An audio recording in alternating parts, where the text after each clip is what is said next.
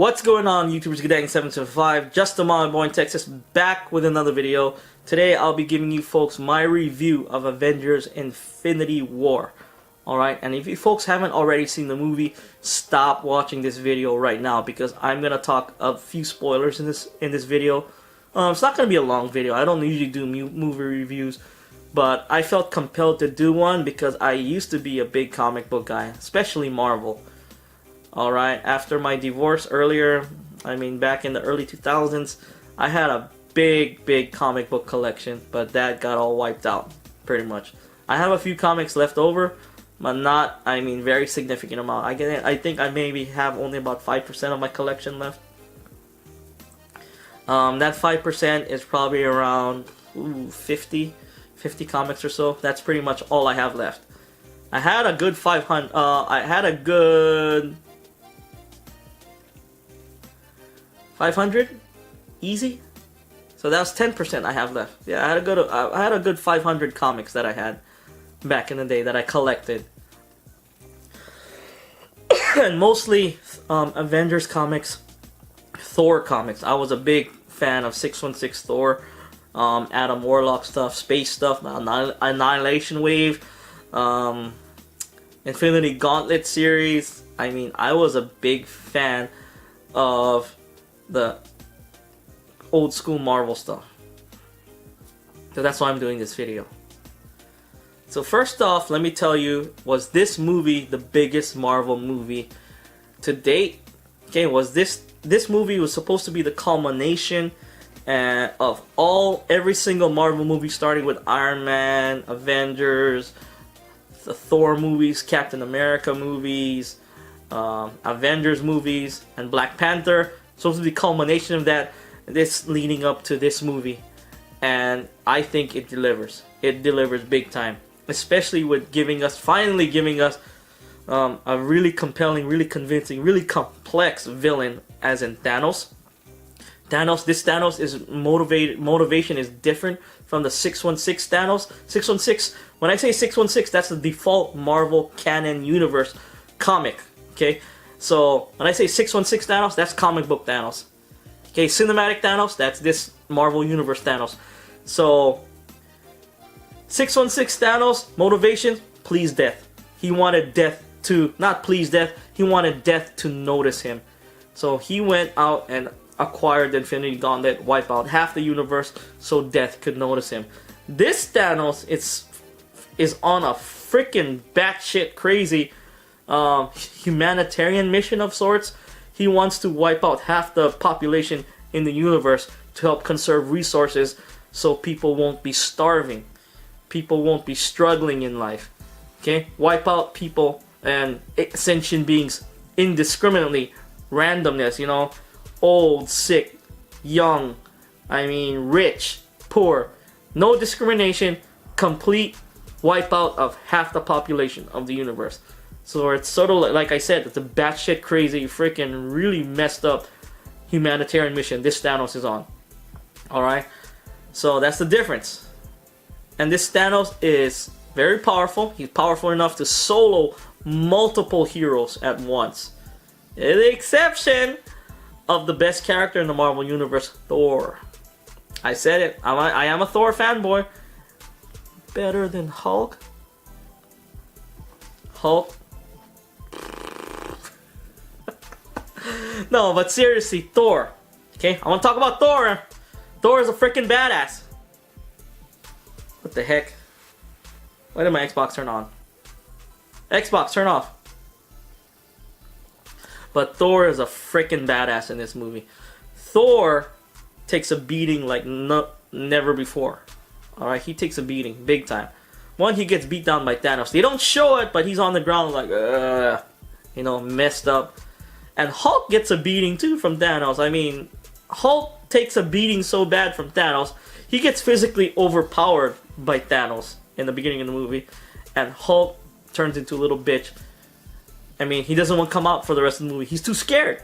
He's too scared. He acts like a little kid. No! He yells. So it's like, whoa, man. But Thor, he gets left on a ship. with all the dead Asgardians that Thanos has killed. I mean, every single one of them. Heimdall, Loki, they're all dead. They all got killed. Alright? No sign of the Valkyrie. I'm assuming she's dead. The Cronin, Taika Waititi's character, I forgot the name of him. Korg? I'm assuming he's dead as well. Probably dust. And Thor's on that ship and it blows up. And I would say the only beings that could probably survive that ship blowing up is Thor, Hulk, and probably Thanos. And Thor was out there floating in space for an extended period of time, you know, where it would kill most people.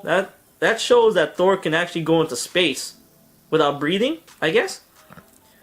Because you saw Guardians of the Galaxy, the first Guardians of the Galaxy, Star-Lord and Gamora, they went into space, they're like, oh, they start dying off.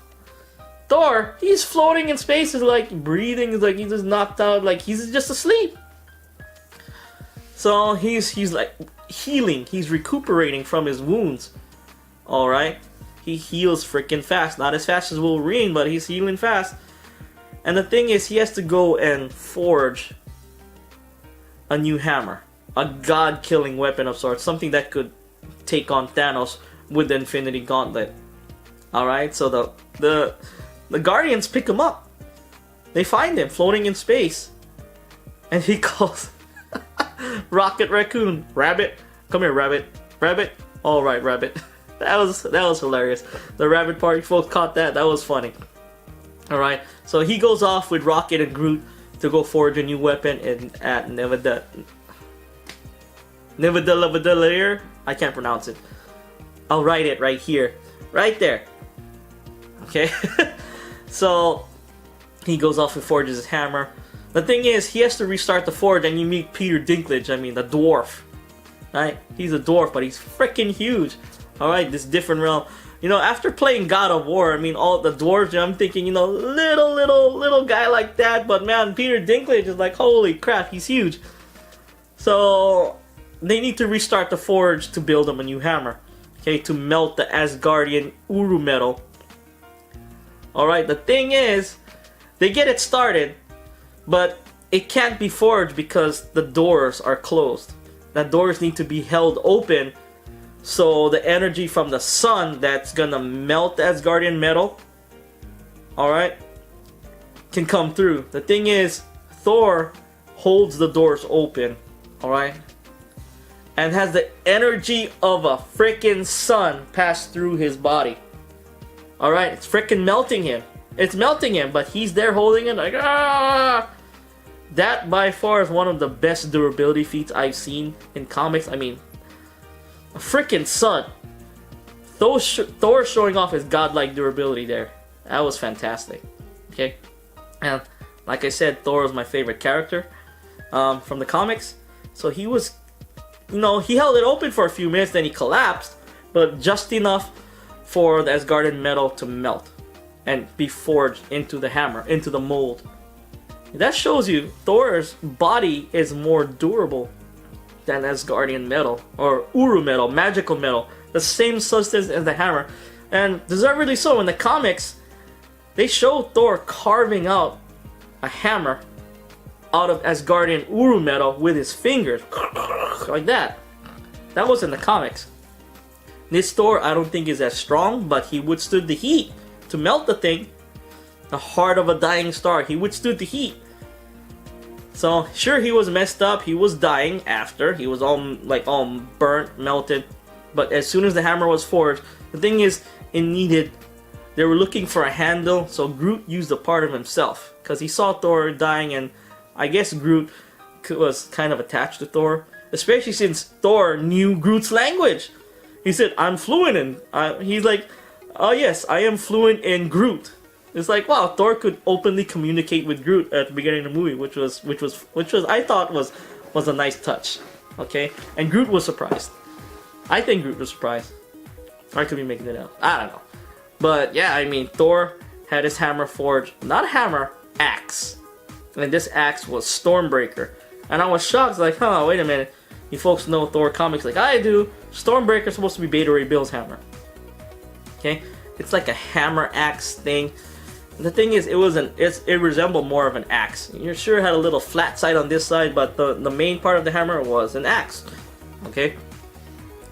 So Thor gets his Stormbreaker, and not only it seemed more powerful than the Mjolnir, okay, his weapon that got shattered by Hela, it could open portable Bifrost bridges all over the place. So, and the thing here's where I'm kind of confused. Thor has never met the Black Panther or never met Wakandans, but he knew exactly where to teleport. I'm thinking this is the Allfather's vision, okay, especially with his...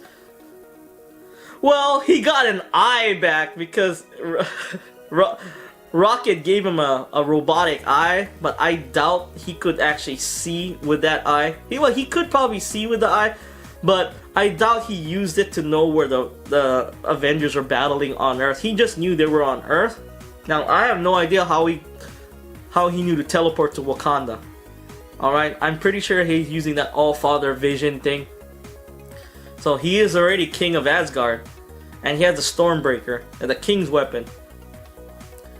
So when he teleports there, I mean, the Avengers, along with the Wakandans, they put up a great fight, but they were getting swarmed. They were getting their asses kicked. They were about to lose until Thor showed up. Thor turned the tide of the battle. Thor wiped out a shit ton of those spider dogs. I just saw they look like spider dogs, four-legged, five-legged dogs, or whatever those things are. Space dogs. He killed a crap ton of them. He also destroyed those freaking huge big-ass ships. I mean, Thor was freaking whooping ass. Not only Thor, freaking Scarlet Witch too, man. Scarlet Witch and Thor caused the most damage there. I mean, they wiped out a crap ton of Thanos' army. Alright? Those two, like, wow. Thor, he was badass in the movie. And Thor also performs, I think, one of the most powerful feats in this movie, where he watched, like, at the end, Thanos comes to Earth, and he's going after Vision's stone, and all the Avengers try to stop him. Falcon, Winter Soldier, Captain America, they all get swatted aside by Thanos. Easily. Then after Thanos acquires the last gem, he kills Vision. You know, once he rips out of his head, he kills Vision. He puts his on his glove. Thor comes, sends his hammer, Stormbreaker, or axe, I should say, flying at Thanos. And the thing is, Thanos sees this coming. Thanos fires a blast from the Infinity Gauntlet, and that usually stops everything. It didn't stop the Stormbreaker. It kept on coming right through that Infinity Gauntlet blast, and I was shocked. Like, whoa, Thor's freaking hammer, axe is freaking powerful. And it went through, and it mortally wounded Thanos. I think Thanos without the glove would have probably died from the hit Thor gave him. Yeah, had that Thor's axe was embedded in Thanos' chest. It's like, wow, man, that was like, whoa, that was cool. And Thor goes up to him and whispers in Thanos' ear, it's like, I told you I'd kill you for that, or something like that. Then Thanos said, you should have aimed for the head. He whispered back, snaps his fingers, and half the population of that Marvel Cinematic Universe proceeds to disappear. Just fade away into dust. And it gets you at the end there. Especially if you're attached to any of the Marvel characters that died. Okay, let's name them off. Heimdall, killed in the beginning. Loki is killed in the beginning. Gamora, killed midway. That was pretty sad. That was a pretty sad death. Then the Vision dies. Then I think was the Winter Soldier, Falcon, Black Panther, Maximoff. Did I say Vision already? I'm gonna say Vision. If I said Vision already, I'm an idiot. Alright, so Vision.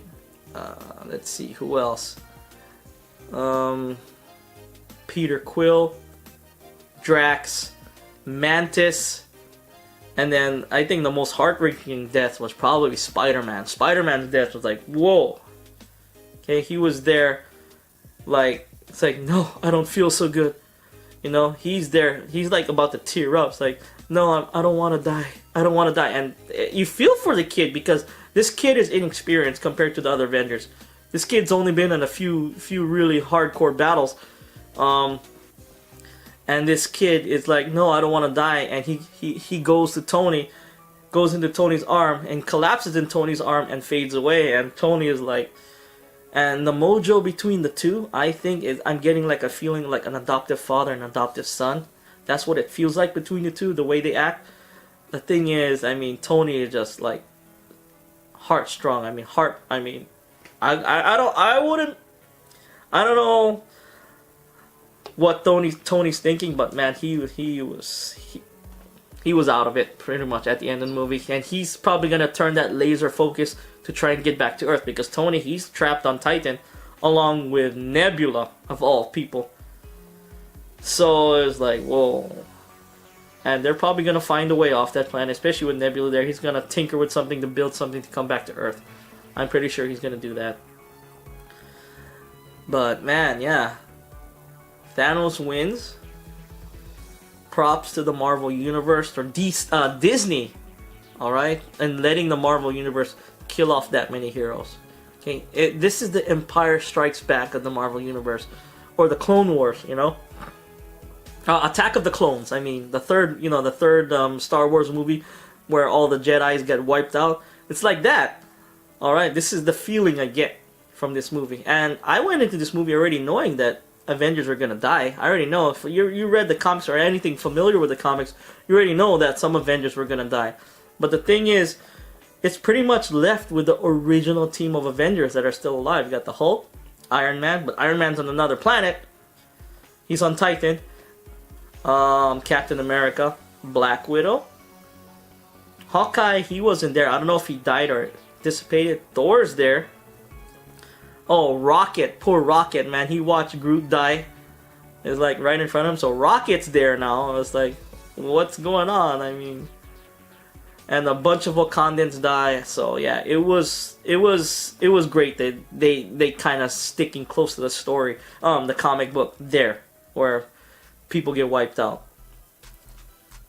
So Doctor Strange dies as well.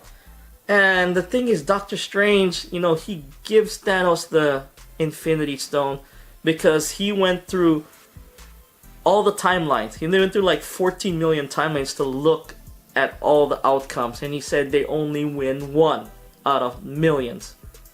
So I'm assuming Doctor Strange knows what's going to happen.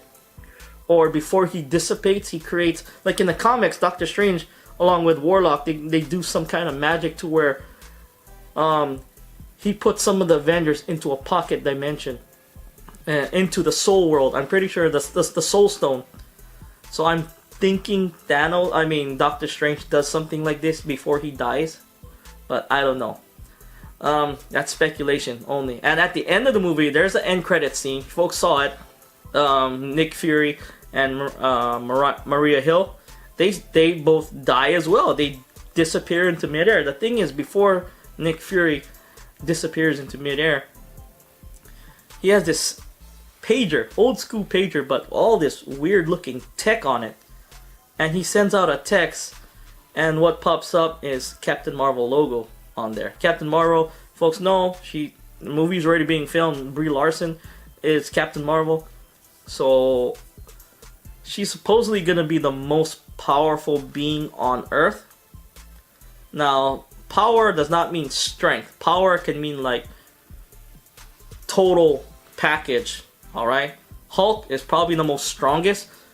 Thor, he's not from Earth. He's from Asgard. So I think Thor trumps Captain Marvel. But the thing is, Captain Marvel as a whole will be Earth's most powerful hero. Kind of like in the comics, she's freaking powerful too, especially when she goes into binary form. When she absorbs enough energy, she goes into binary form, and her strength, I mean, it goes all the way up. As strong as, well, not as strong as Thor, but close to Thor. All right. Power level very similar, almost on par as someone like the Silver Surfer. That's in the comics. So I don't know how powerful Captain Marvel is gonna be in the movies, the cinematic universe, but I'm hoping it's gonna be something to where she's gonna save the day and gonna be the Adam Warlock, I guess, of this cinematic Marvel universe.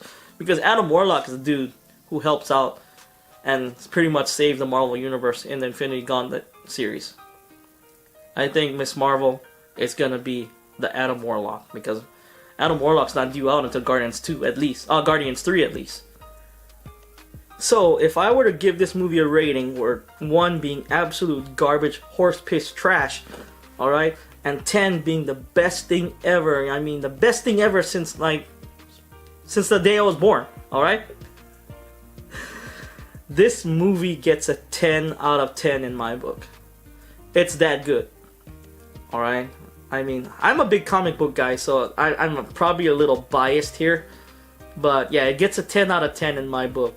With the storyline, the compelling characters, I did not think they were going to have all the time to focus on a bunch of characters in this movie. Like they showed. I did not think they were going to be able to pull it off, but they did. For the most part, they did. Okay? And with a few plot things that didn't make sense, especially when Star-Lord lost his shit, you know, that kind of pissed me off because Star-Lord did blow it for everybody. Star-Lord did. It was his fault. Thanos won. Star-Lord's fault. But I'm looking forward to watching the sequel, Infinity War 2, or whatever they call it, Infinity Gauntlet Crusade, or whatever they're gonna name it. But yeah, I look forward to watching it. Let me know how you folks think about the movie, okay? If you saw the movie, what were your favorite parts of the movie? Who are you fanboy, fangirl of? Let me know in the comments down below. I know this is something new, so let me know what you think about this video. Also in the comments down below. So it's Guddang775. If you folks like this video, hit that like button, subscribe to my channel for more videos every few days. Don't forget to hit the little notification bell. And if you didn't like this video, hit that dislike button and let me know in the comments down below as well. I do appreciate the criticism. This Guddang775, just a Molly boy in Texas. Peace out.